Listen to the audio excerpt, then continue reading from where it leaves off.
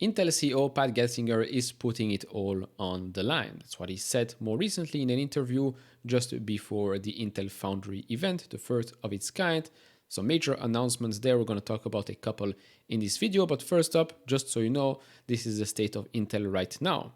Market cap $188 billion. I already compare it here to their nearest competitor, which is AMD.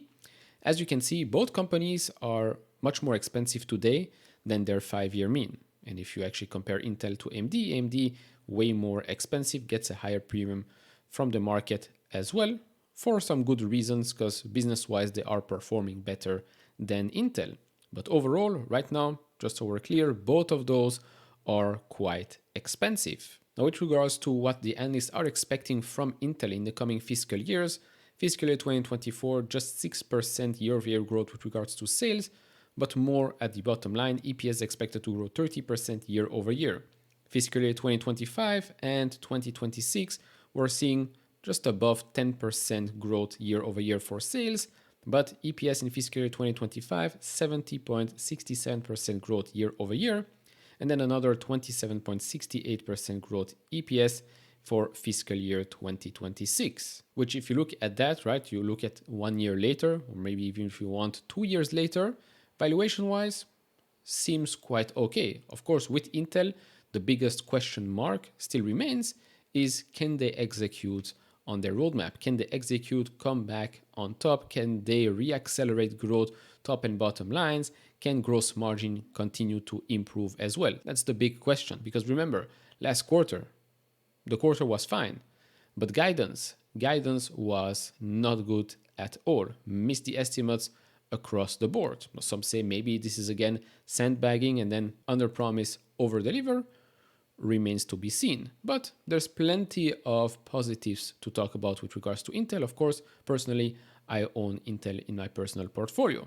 Now, before continuing, if you enjoy this type of videos, leave it a thumbs up, subscribe if not. I would really appreciate that. If you want to support me even further, do check out the link down in the description and in the pinned comments to get the top 10 best stocks to buy now, or go to fool.com/couchinvestor. Thank you very much. So, first up, Intel CEO admits, I've bet the whole company on 18A. By now, it is pretty clear that Intel wants to succeed as a foundry business, right? But it is going to take some time. If you think that Intel today is able to compete with TSMC, you are lying to yourself. Even by 2030, even they themselves say, we want to be the number 2 foundry.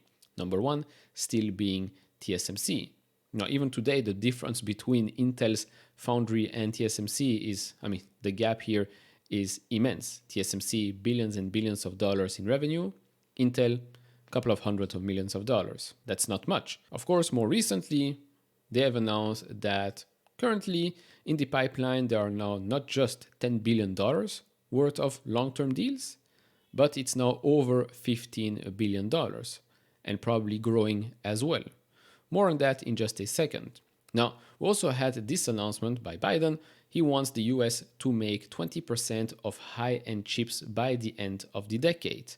Now, right now, for those that don't know, the US currently makes 0% of the so-called leading-edge local chips that are considerably more powerful than older generation semiconductors, making them crucial for everything from mobile phones to AI to quantum computing. There's also, of course, the CHIPS Act and Science Act. The legislation allows the White House to spend $50 billion in taxpayers' dollars, $39 billion specifically earmarked for manufacturing, to try and help reignite American manufacturing in the years ahead. It makes total sense for this to happen. In my opinion, $50 billion is just a drop in a bucket. Because if you look at how much it costs to build a factory, to build a top-edge, leading-edge factory, to build semiconductor chips, it costs way more than just $150 billion. Remains to be seen what happens. Of course, elections later this year, another administration can come in and suddenly plans change completely. So on this front, TBD, but of course we know that plenty of companies want to invest in the West with regards to chip making. They don't just want to rely always on Taiwan for the logical reason. Then coming back to the Intel Foundry point. So Intel launches world's first systems foundry designed for the AI era. Intel announces expanded process roadmap, customers and ecosystem partners to deliver on ambition to be the number 2 foundry by 2030. It's nice of them to actually say number 2 instead of going for the top of the top saying, oh, we're going to be number 1. No, they know TSMC is far, far ahead, and competing with them will take years and years. During that Intel Foundry event, there were people like ARM CEO Rene Haas and OpenAI CEO Sam Altman. There was also the announcement with Microsoft CEO Satya Nadella shared that Microsoft has chosen a chip design it plans to produce on the Intel 18A process. So another win for them. That's great. Intel Foundry also unveils new roadmap featuring Intel 14A process technologies, specialized node evolutions, and new Intel Foundry advanced system assembly and test capabilities to help customers realize their AI ambition. And to me, the most important one is the ecosystem partners. Because Intel tried the Foundry business already in the past, it failed. Now, one of the main reasons why I think it won't fail, it's because of this. It's because of the ecosystem of partners that have already been announced. Synopsys, Cadence, Siemens, and Ansys announced validated tools, design flows, and intellectual property portfolio ready to enable customer designs. Very, very important. Intel, of course, also affirmed that its ambitious 5 nodes in 4 years process roadmap remains on track and will deliver the industry's first backside power solution. Company leaders expect Intel will regain process leadership with Intel 18A in 2025. They've also announced, by the way, a partnership with UMC, which was announced a month and a half ago or so. Another great announcement. Intel Foundry plans a new node every 2 years and node evolution along the way, giving partners a path to continuously evolve their offerings on Intel's leading process technology. Remember, when you looked at TSMC is still making quite a lot of money from older nodes. That's the beauty of a foundry. The beauty of a foundry is that, yes, you have to continuously innovate and become smaller and smaller and smaller.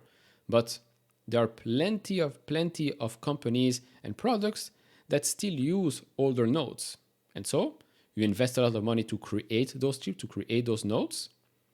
Doesn't mean that in a year or two, that's done. You will not be selling those anymore. No, you will be able to sell those for years and years to come. One more thing I want to mention here is with regards to the Programmable Chips unit. So more recently, the CEO said here that Intel's new programmable chip unit could be boosted by AI. Intel's new separated programmable chip unit could be enhanced by artificial intelligence. Programmable chips are always at the forefront of that innovation cycle, and that's our job to stay at the forefront, to make it easy to drive these transitions. AMD has its own field programmable gate array unit via its Xilinx acquisition, which you can see here on the screen, how much that has grown since they acquired that company. The CEO here said that the market for programmable chips is larger than people realize, adding that there are a lot of programmable chips being used in the AI workflow. The field programmable gate array was expected to grow at roughly 9% per year, from roughly $8 billion in 2023 to approximately $11.5 billion by 2027. They say here that Intel is likely to spin off Altera over the next few years, as it did with Mobileye. And then lastly here, let's look at how the stock has been performing the last couple of weeks. Because actually this week, the stock is really trying to stay above that 50 and that 20-day moving average. We went below and we went even over it. Right now, we're really close to being pretty neutral for this week. For those that are interested, the 200-day moving average sits at $39.97, really just under that $40 mark. The 50-day one at 44.16 and the 21 at 44.04, RSI 56.5.